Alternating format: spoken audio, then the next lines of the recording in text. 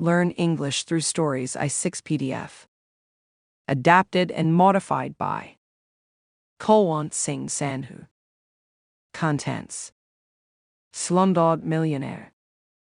One. Chapter 10. The Tragedy Queen. Chapter 10. The Tragedy Queen. 10 years of age, Mumbai.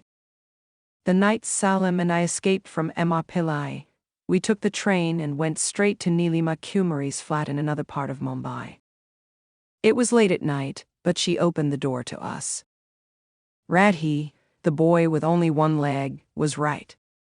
She was tall and beautiful and did look like a film star, only older. Our friend Radhi told us that you needed a servant and that you are very kind, I said. We badly need food and somewhere to sleep. Yes, I do need someone to cook and clean, but I only need one person, she replied. In the end, I persuaded her to give one of us the job. She chose me because she didn't want a Muslim working in the house, and Salim, of course, was Muslim. She told me that she would pay for me to live in a flat in Ghatkopar while I worked for her.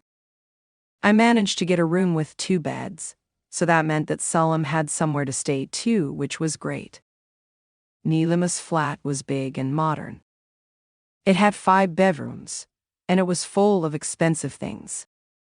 Her bedroom was huge and was full of magazines with pictures of Nilima on them, DVDs of her many films, and shelves full of awards. I felt so excited to be working for her. However, it did not take long for me to realize that a film star's life is often not as wonderful as it seems. Nilima was a deeply unhappy person, and she spent most of her time worrying about her looks and how she was aging. She did not seem to have any friends or any relatives, and I think she felt very alone. Sometimes she used to tell me about her films and how she had become famous. I am known as the Tragedy Queen of India, she said proudly. I have won many awards for playing characters that have very sad lives and die tragic deaths. It's not an easy thing to do. You know, I even received the National Award, which was given to me by the President of India. After several months, she said she wanted me to work more hours, and she asked me to live at the flat. I agreed. She continued to pay for the other flat, so Salim was able to still stay there. Not long after I moved into the flat, I noticed that Nilima went out in the evening sometimes. I did not know where she went, but she always came back looking tired and worse than she did when she had gone out. Then, one day, she asked me to stay at the other flat for a day so she could be on her own in the flat. She asked me to stay at the other flat 3 times in the following 3 months. I believed that her lover was coming to the flat, and she did not want me to know about it. So the next time she told me to stay at the other flat, I came back very early the next morning, at 5 a.m. And I hid outside and waited.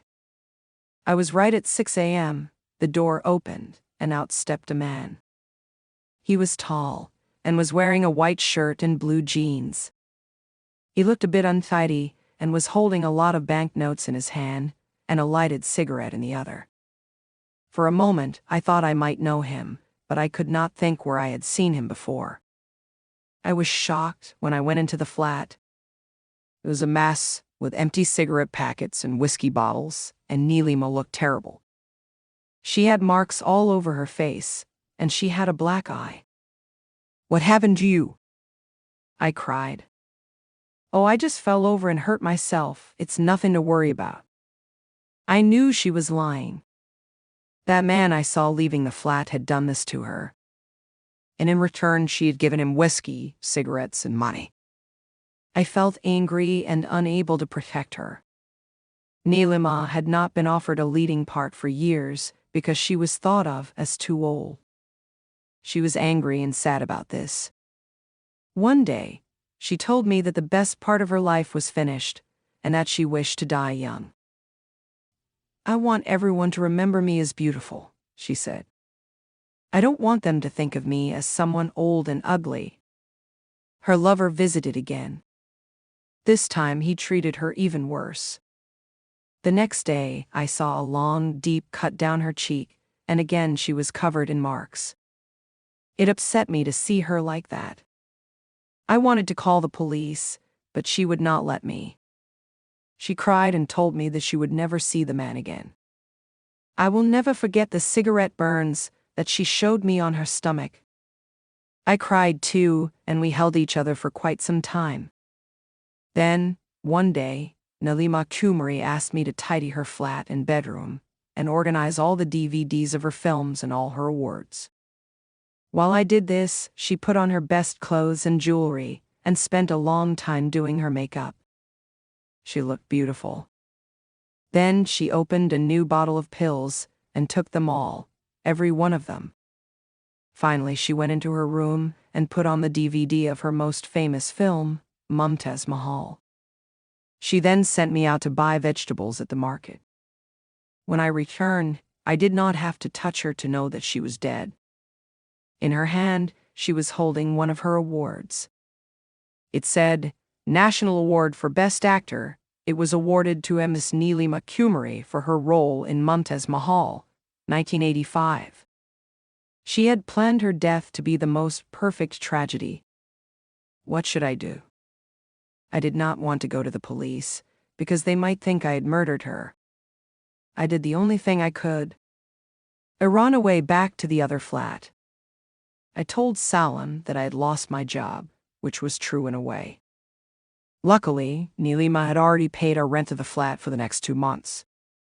Every day, I was terrified that the police would come for me, but they did not. I did not see anything in the newspapers about Nilima's death either. After a few weeks, I managed to get a job working in a factory, so Salim and I had enough money to live. A month after I had left Nilima's flat, the police broke in and found her. A neighbor had complained about the smell. They carried away the body, which by then no one could recognize, and they threw the Best Actor award in the bin. It was only when they checked records for her teeth that they found out who she was. Then the newspapers printed the photograph of her month-old dead body. Nilima Kumari, they wrote, the famous tragedy queen of the past, has killed herself. She was 44. Her body was found in her flat a month after her death. Even Nilima could not have expected her death to be as big a tragedy as that. Poor woman, what a sad story, Smita says. I nod, and then I push play to show Smita the next question. We are still in the break, and the producer of the show, a tall man with long hair, is talking to Prem Kumar in a corner. After he leaves, Prem Kumar calls me over. Look, M.R. Thomas, he says, I want to remind you that it's play or pay from this question forward. That means if you go on and you don't get one of the questions right, then you lose all the money. You have 1,000,000 rupees waiting for you. You can decide to take that money now, or you can play for the 1,000,000,000 rupee prize. Which do you plan to do? I'm going to walk away, I say. I've been lucky up till now, but that might change. Well, the producer, Billy Nanda, thinks that to have a young waiter win the show would make a great news story, so we have decided to make it easier for you. Do you remember how I helped you with the second question? I want to do the same with the next 3 questions. If you go into play or pay, we will secretly tell you the answers. What do you say? I can't really say no, I tell him. Prem Kumar claps his hands. Excellent, so for the next question, I'm going to ask you, what is the length of the Palk Strait between India and Sri Lanka? And the correct answer will be C, 137 kilometers. Okay? Yes, I say, although I do not know whether to trust him. I return to my seat, and the studio sign changes to clap now. As the clapping then grows quieter, Prem Kumar begins to speak. Ladies and gentlemen, we have a contestant who has reached the magic amount of 1,000,000 rupees. Now, he must decide whether to leave now with that money or go on to compete for the top prize, M.R. Thomas. Will you play or will you run? I will play, I say. The audience seems shocked.